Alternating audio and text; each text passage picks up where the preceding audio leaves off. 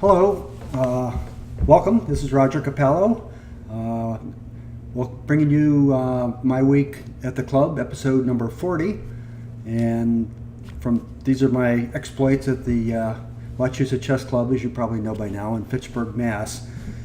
And my weekly game that I play on Wednesday nights and the tournaments there. And this week I played a game against Paul Godin, who you'll see in the upper right. He's a strong opponent. And it's a fairly short game and only a few interesting points on it, so I think I'll be pretty brief this time. So I'll take maybe a little more time than I normally do describing my astronomy corner, and feel free to skip over that if you have no interest whatsoever in astronomy. It's probably be about 5 minutes worth or so. Here in the middle panel on the right, you'll see something that harkens back to what I was working on about 10 years ago from now.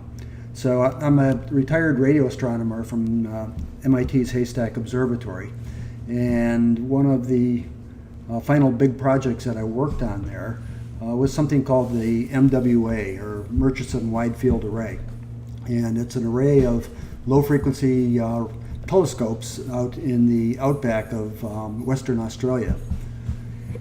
And you can see one of the tiles here. There were 32 initially, and it's continued to be built out with more tiles, and I think they're up to 128 now, with the Australians now paying for most of the bill.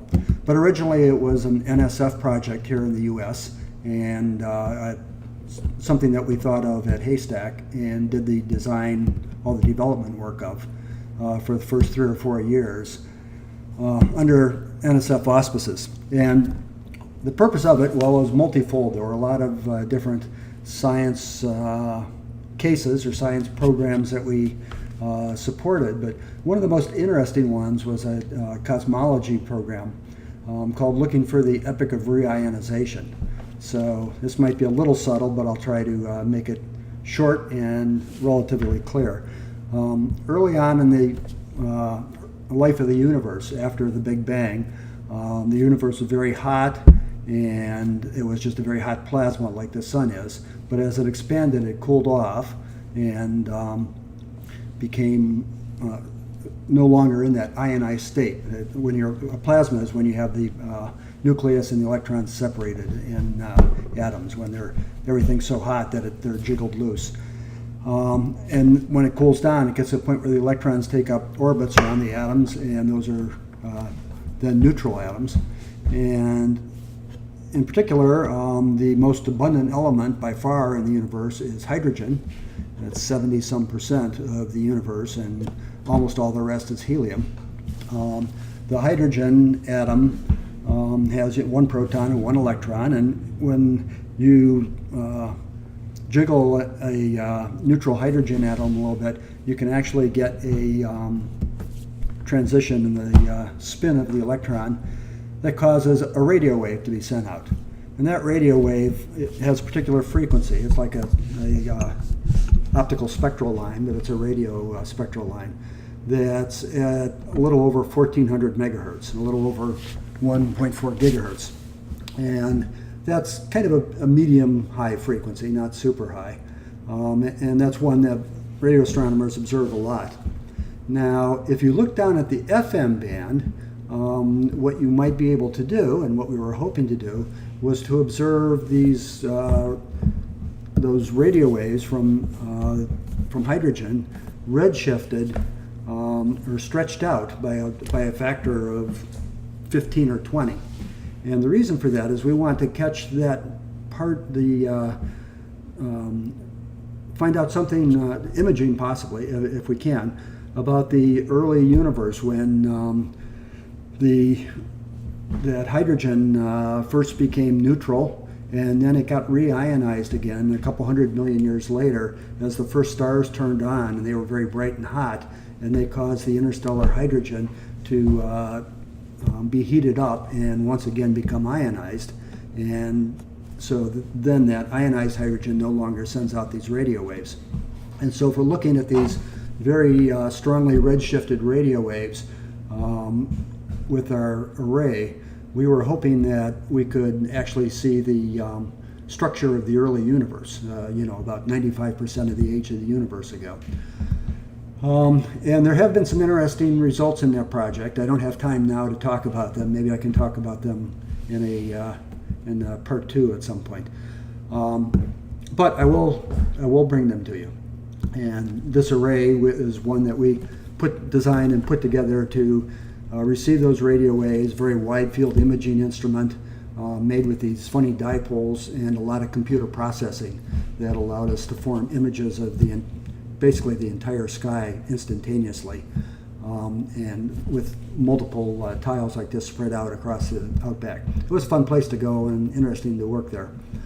Well, I'll move along now and bring you the chess game against Paul, as I promised. It turns out there were really only a few interesting points in this game that I want to try to accentuate for you.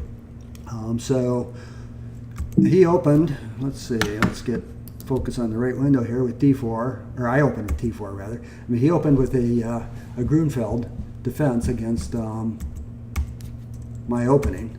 And the Gruenfeld, I have played against them before. I don't know them super well, and even though I sort of know the main setup against a Gruenfeld, which goes something like this, where, go back there.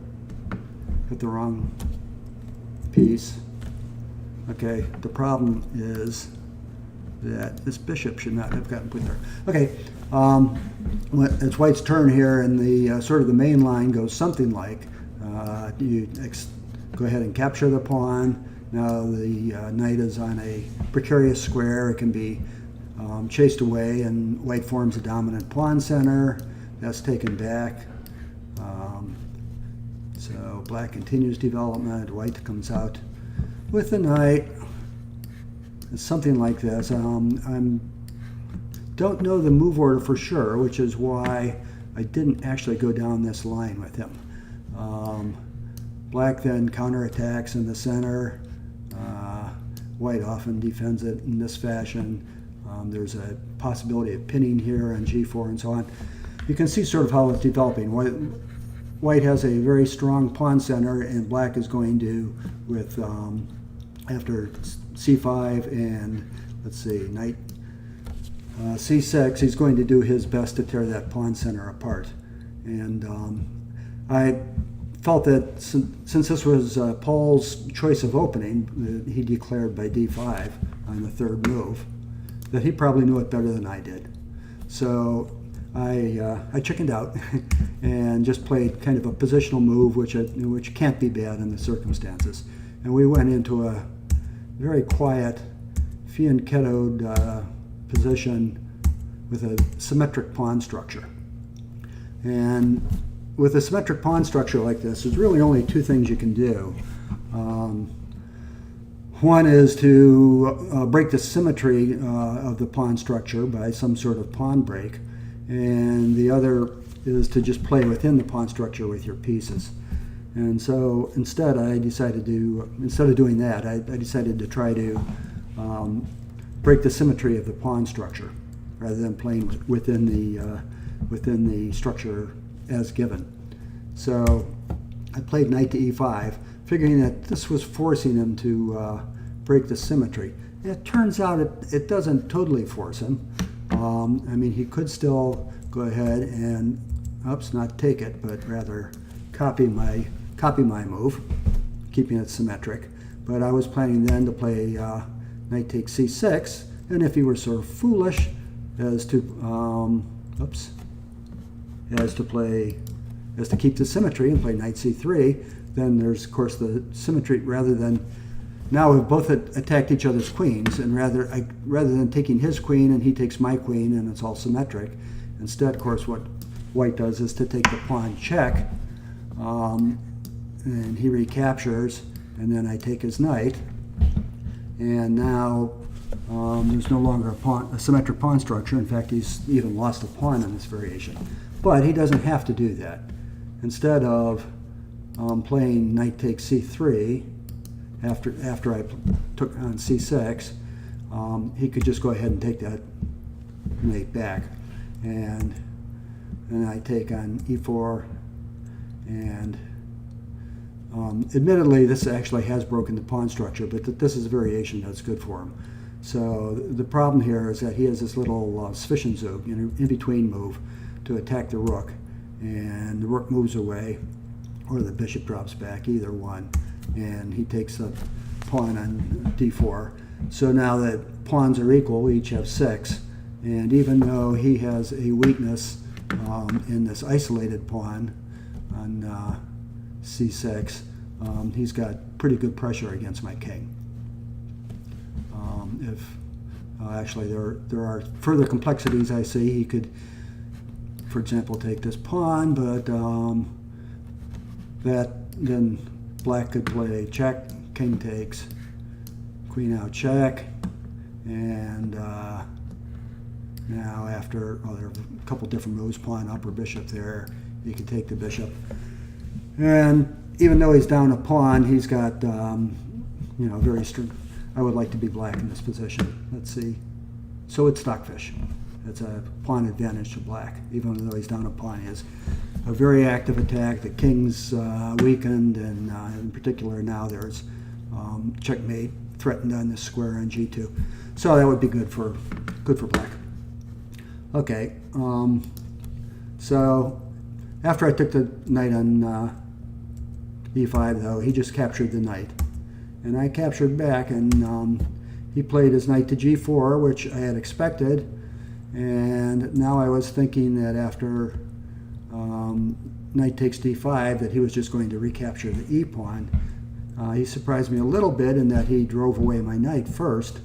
And now that gives me the opportunity to go into an interesting variation where I check on f6. And if he just if he doesn't just capture back, what he did do was to go ahead and take my knight. But actually, he doesn't have any choice at this point. He really has to do that, otherwise this knight is lost. And so he took the knight, and I captured back. And here's where I was a little surprised. I thought that he might trade queens off and then capture on f6 with the bishop. Of course, doing what he did, which is to take with the queen on f6, is a much better move because it doesn't develop my rook to the center. If he traded queens and this rook comes to the d file, and also his bishop gets a little bit displaced on, don't do that, on f6. So instead of doing that, instead of playing e takes f6, what I should have done is to continue down a line that I looked at. And I did look at this line. I just didn't look at it sufficiently deeply, which seems to happen a lot, which is to trade the queens and then to pin the knight. And now I'm down a minor piece. I have the two bishops. He has the two bishops and the knight.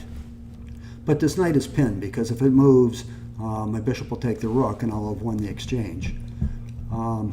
And while it's pinned, now I have it threatened twice, and it's not easy for him to put a second defense. In fact, it's impossible for him to put a second defense on the knight, and he can't move it. So what he's really forced to do is to play h6, and then I can just simply play bishop takes back, and then pawn takes bishop. And now I've actually won a pawn. I have 5 pawns on the king side to his 4. And what's more is I have this pawn that's kind of a bone in his throat. It's very nasty. And if you look at it with stockfish, it's about 1.4 pawn advantage, something like that. So it would have been a good line to go down, but I didn't see it. Instead, I just went ahead and took back with my pawn, and he took with his queen. And if I'd seen what was coming, I wouldn't have done that, because I thought maybe I was going to get some activity here. But after queen b3, he's able to put his rook on the open file, and that allowed me a minor threat here. with h4, of course, is to play the bishop out to, well, it's not my move, it's not going to let me do that. I'm threatening to play the bishop out here to g5, and skewer is queen and rook. I'm reluctant to draw an arrow because of that mode I got stuck in a couple weeks ago. I'll have to make sure that I've got that fixed. But he, it's simple to avoid. He just played his queen to f5, so it's no biggie. It was just a minor trick. But that's a good square to go to anyhow, I figured, because I exert control over this d8 square, and what I really wanted to do is to get his rook to move, or to have him push this f-pawn to chase my bishop away. But that would have weakened his pawn structure here. This e-pawn is pinned by my queen, and if you push the f-pawn, it would have been obscuring the eyes of this bishop that's down looking at my queen side. And so that's not something he really wants to do. So he didn't do it. But what he did, I think, was even worse than pushing that pawn. Because this rook on d7, my eyes lit up as soon as he did that. The idea is that it causes some problems. It weakens his back rank. It takes up a square that his bishop might want to move through on, or it also stops the defense of the e-pawn by the bishop. And there were a number of bad aspects to it. And in fact, when this happened, when I first saw it, I was determined not to even let him move the rook. But after I looked at it for a while, I decided playing my a-rook to d1 was a good move, because I can start to put pressure on his queen side. I'm threatening to play rook takes rook, and if the bishop takes back, I win the b-pawn, because that bishop's overworked. And if he trades the rooks off, I take back with my f-rook, and now his back rank is really weakened here. He has to really worry about this d8 square with my rook coming down. So that seemed reasonable to me, and the move that he made was to defend that immediate threat of rook takes rook, bishop takes, by putting another defender on the b-pawn. But now this rook is badly misplaced. His b-rook, it's on a square where it's undefended, and there should be some sort of combination, I thought. But I looked and I looked and I didn't see a combination. And in point of fact, there really was one. I finally gave up and just went ahead and traded those rooks off, hoping to take advantage of the bishop, the undefended bishop after it is on d7. But in fact, there was a stronger continuation, much stronger. And that was, for me, in this position right here, to play queen a4, attacking that rook a second time. Now, I looked at this, and I thought that, maybe it was strong for about 15 seconds, until I saw, oh, he can just push his b-pawn, and he's won a tempo. My queen has to move, and I'm no longer on his rook, and I can't take the a-pawn here with my queen because his rook is now defending it laterally, which look good for him in all respects.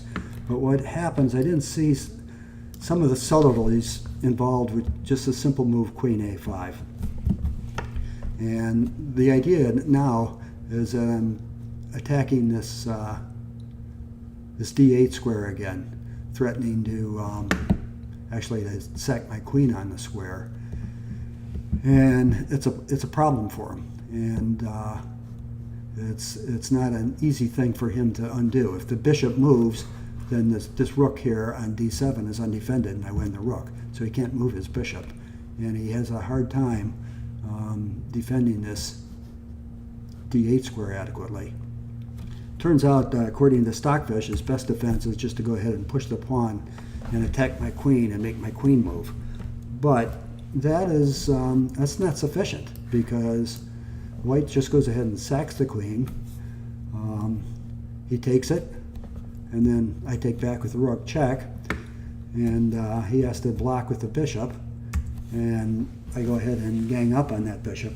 I actually looked at, not in this exact line, but in some of the lines near this part of the game. I looked at sacrifices leading to this attack on the back rank, because this is a common sort of attack against a fianchettoed king, where you check and the bishop has to drop back and you attack it with your bishop. But in this position, he's able to come over and defend it with his queen. So it looks like there's nothing going on, but actually White has a huge advantage at this point. Let's see, if I put stockfish on it, it's at about +4, and has been at +4 ever since when I first moved my queen out to A4. Well, it doesn't quite see it, but if you give it a little bit of time, it grows up to be about +4. And after it finds out, there it is, it's just about at +4 already. And then after a few more moves that are all forced in nature, I mean, rook c1 attacks the queen has to go somewhere. It goes to e7, and now White goes ahead and wins that bishop that's on c8, and still has this nasty attack against the bishop on f8, right? So it's sticking around +4. He takes it, and I take back, and now you can see what's happening is that if worse comes to worse, at some point we're going to play rook takes bishop, queen takes rook, bishop takes, king takes, and we're going to be left over with this extra bishop at the end with a trivially a 1 endgame. And so you can see, I'll just zip through this very quickly so you can see what's going on. And at this point, stockfish climbs up to over 6 in its evaluation. Okay, well, I didn't see that. Instead, I traded off the rooks, and he took back. And here I figured I was going to have a good position, because after rook takes, I thought he was more or less forced to play the bishop back to e8, which would allow me to continue my initiative. But instead, Paul had something else in mind, and that's that he played queen b5. If I take the bishop now, the queen's defending it, so I can't do that anymore. If I take the queen, the bishop's defending it. So it really shuts things down. He's also attacking this undefended pawn on e2. So I didn't see anything much better than trading queens. I believe stockfish at this point still likes White, but not by a lot, a fraction of a pawn. And that suggests just moving the queen elsewhere, like e3, or in some lines a3. But at this point, I kind of had my main ideas shot down, so I traded off the queens. And we got into a very symmetric ending with not much going on. And we both made our pawns safe. Now, I guess there was a little bit of interest here in that, okay, in this position right here, I'll stop the engine for a second there. In this position, he is threatening 2 pawns at this instant. He's threatening the b pawn, and he's also threatening my e pawn with the other bishop. So 2 of my undefended pawns, and I'm only attacking one of his pawns, and it's defended. So I might be able to do something about chasing off the defense, but it'd take a while. And I can defend one of my pawns, but I can't defend both of them instantaneously. But I could, and in fact I do, defend the e pawn. And the idea now is that he can't win the b pawn, because if he did, I could just simply play rook over, and now he's got 2 undefended bishops that are getting skewered, so I would win one of them. So anyhow, that's how I saved that second pawn. So he's not winning a pawn. And instead, we both strengthen our pawn formations. I chased his bishop to a less active square, thinking that might still give me some advantage, but it's really not enough. I can come over here and check, thinking that I might drive his king back toward the corner, but of course he can just interpose the bishop, Now it does allow me to get on the long diagonal, but he can close up that long diagonal, and now it's not dangerous anymore because we don't have an attack with the queens to worry about. So after we played our kings up and I got done strengthening my pawn formation, he grabbed the c file. I couldn't let him have that, and he traded off rooks, and things are really dead at this point. So black is probably a little bit better just due to the weakness of my b pawn. I have this backward b pawn that I have to worry about, and I would have to repair that, but it's a very, very minor, a couple tenths of a pawn disadvantage. And basically it's a dead even game with a symmetric pawn structure. So I actually offered the draw to Paul. I was behind in time, and offered him the draw, and he accepted it. So that was the game. I'm sorry it wasn't more exciting this week, but it had a little bit of interesting play with some open lines. And at this one point, if I'd been able to see this, sorry, that's not it. If I'd been able to see at this point that, instead of playing rook takes rook, if I had played this queen, didn't want to do that, queen to a4 line, and done the queen sacrifice. So it's a bit of an ask, but I think I probably could have seen it. It's actually could have been very nice for white. So I drew. I only have 2.5 now out of 3. Paul has 2.5, and there were some other people that caught up to us. So there was a big group of people at 2.5. I think most likely I'll be playing Gary Broussard this week, who I shared the club championship with. We were co-champions, so maybe that'll be an interesting game. At least have a little more play than this. I should be black. So for now, this is Roger Capello signing off from my week at the club.